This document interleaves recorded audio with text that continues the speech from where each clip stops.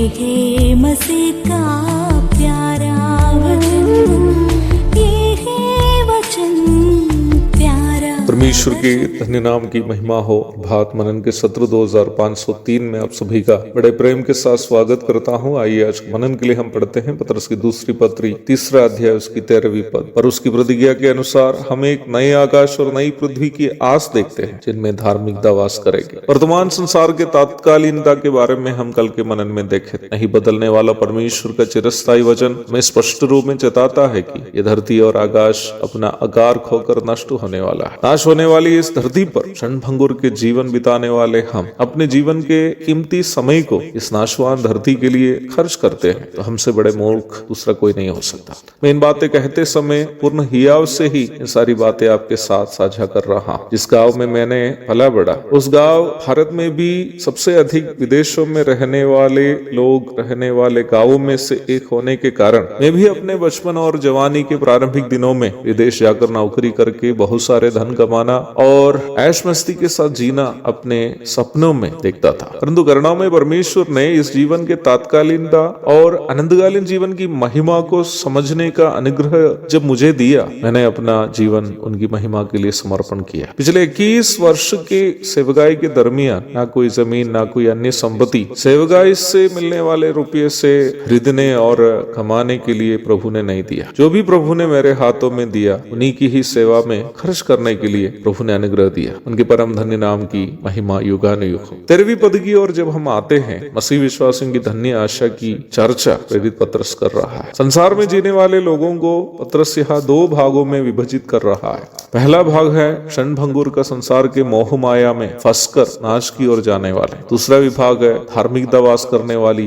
नए आकाश और धरती की आस देखने वाले। आप इसमें कौन से विभाग में ये आप ही तय कीजिएगा। प्रथम शताब्दी के रोम साम्राज्य के विभिन्न प्रांतों में मसीह विश्वास के लिए अपने घर द्वार संपत्ति एवं अपनों को भी खोए हुए संतों को तसल्ली देते हुए पतरस ने से कह रहा है, और उसकी प्रतिज्ञा के अनुसार हम एक नए आकाश और नई धरती की आस देखते हैं जिनमें धार्मिकता वास करेगी। धार्मिकता शब्द परमेश्वर के सभी नैतिक स्वभावों की परिपूर्णता को दर्शाते हैं। पतरस मसीह विश्वासियों को जो संसार के परेशानियों से गुजर रहे हैं कह रहा है, देखो प्रियो, ये वर्तमान धरती और आकाश के सभी वस्तुएं उसके निर्माण के लिए उपयोग किए गए सभी परमाणु विभाजित होकर अस्तित्व खो देंगे। आग से उसका शुद्धिकरण होगा। तत्पश्चात परमेश्वर जो आवाज से ही सबकी सृष्टि करता है पुनः परमाणुओं को इकट्ठा करके नई पृथ्वी और आकाश के अस्तित्व में उन्हें लाएंगे जहां पाप नहीं होगा। केवल परमेश्वर की धार्मिकता से सजी हुई एक पुण्य भूमि वो है नई धरती। परमेश्वर अपने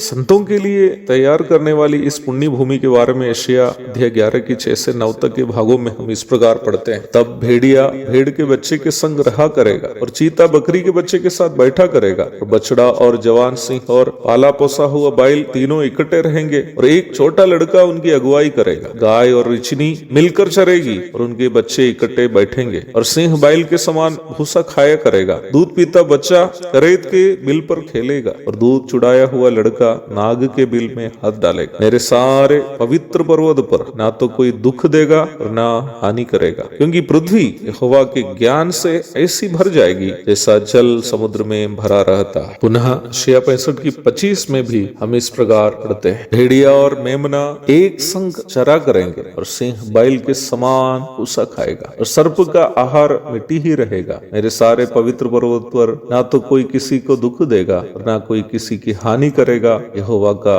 यही वचन। इस नई धरती की राजधानी नया यरूशलेम के बारे में प्रकाशित वाक्य के अंतिम 2 अध्यायों में हम देखते हैं। प्रकाशित वाक्य 22वां अध्याय के प्रथम कुछ पदों से हमारी धन्य आशा के बारे में पढ़ते हुए मैं आज का मनन को यहाँ समाप्त करना चाहता हूँ। फिर उसने मुझे बिल्लोर की सी छलकती हुई जीवन के जल की नदी दिखाई, जो परमेश्वर और मेमने के सिंहासन से निकलकर उस नगर की सड़क के बीचों बीच बहती थी। नदी के इस पार और उस पार जीवन का वृक्ष था। उसमें 12 प्रकार के फल लगते थे और वह हर महीने फलता था, और उस वृक्ष के पत्तों से जाति जाति के लोग होते थे। फिर श्राप ना होगा और परमेश्वर और मेमने का सिंहासन उस नगर में होगा और उसके दास उसकी सेवा करेंगे। वे उसका मुंह देखेंगे और उसका नाम उनके माथों पर लिखा हुआ होगा। फिर रात ना होगी और उन्हें दीपक और सूर्य की उजियाले की आवश्यकता ना होगी, क्योंकि प्रभु परमेश्वर उन्हें उजियाला देगा और वे युगानुयुग राज करेंगे। एक और शुभ दिन की धन्य कामनाओं के साथ आज का मनन में यह समाप्त करता हूँ। उस